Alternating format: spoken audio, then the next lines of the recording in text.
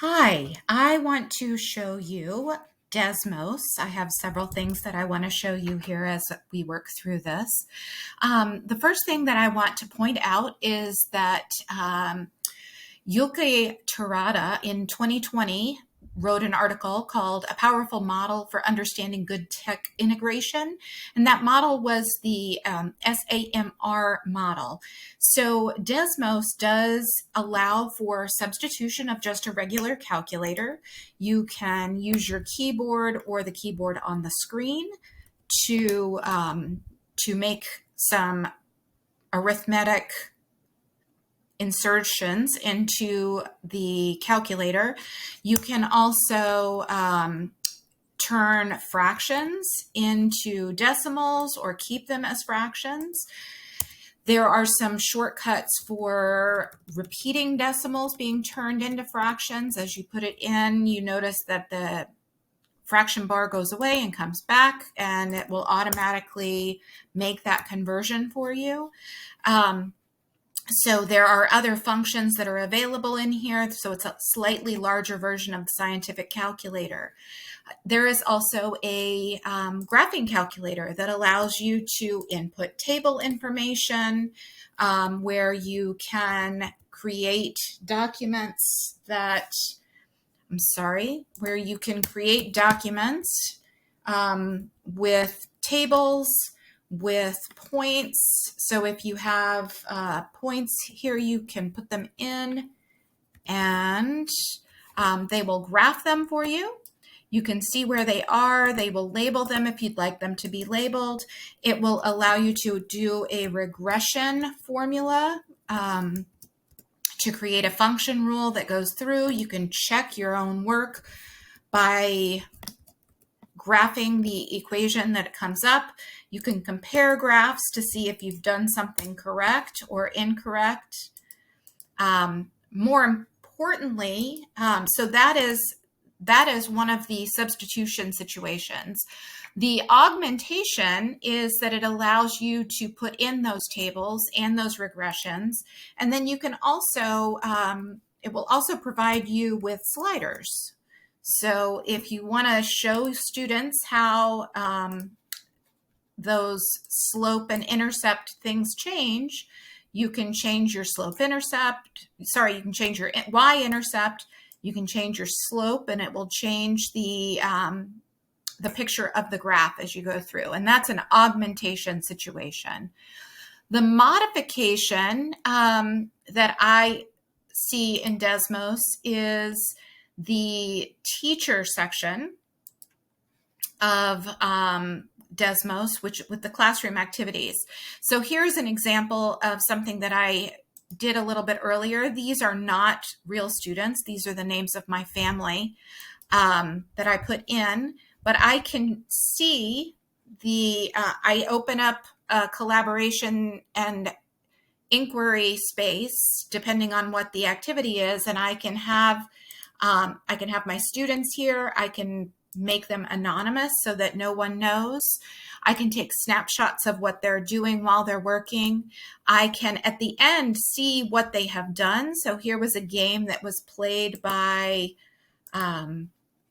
myself and my husband, but I can anonymize it. And the way that this game works is that somebody is asking questions and getting answers, and it's like Guess Who. It's a Guess Who game, but they have to connect with one another. So they choose a graph and then they start asking questions. It's a really good collaboration space and a good way for students to communicate. All of these activities in the teacher section are that. Finally, is redefinition. The redefinition, in my mind, is especially impressive when we talk about the Braille options that are available. I had a Braille student, who only used Braille to communicate. This allows me to put things into the Desmos calculator and immediately give it to her. It allows her from her end to put it in, and I can see it. And then Additionally, so here are the codes for the Braille examples. Additionally, there is a graph option where you can, let me move this, where you can hear the graph. So if I am on graph 1, this is the red graph. It's a positive slope. It goes through the point 2. I can allow it to, I'm going to turn this up. I can allow it to make a noise and show me what that sounds like. I can have it describe a point. Maybe not. I can't get that to work right this second. Then if I want to look at this one, I can hear this graph. But that describe point is a screen reader. It'll just read for a student. So that's really nice. In the Educator's Guide to Student Data Privacy, Gallagher, Magid, and Pruitt were saying that we need to find sites that allow for federal and state laws regarding FERPA and COPPA. So when you go to the privacy section of Desmos, they explicitly say that they are in compliance with COPPA and with FERPA. So I think that that is a pretty good situation.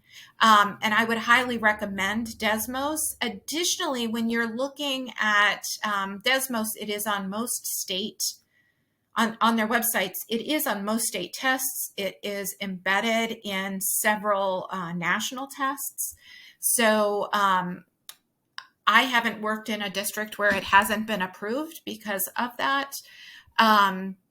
However, in one of the things that Gallagher, Magid, and Pruitt said is that the vendor needs to commit to only take the data from the students that for the purpose of providing services.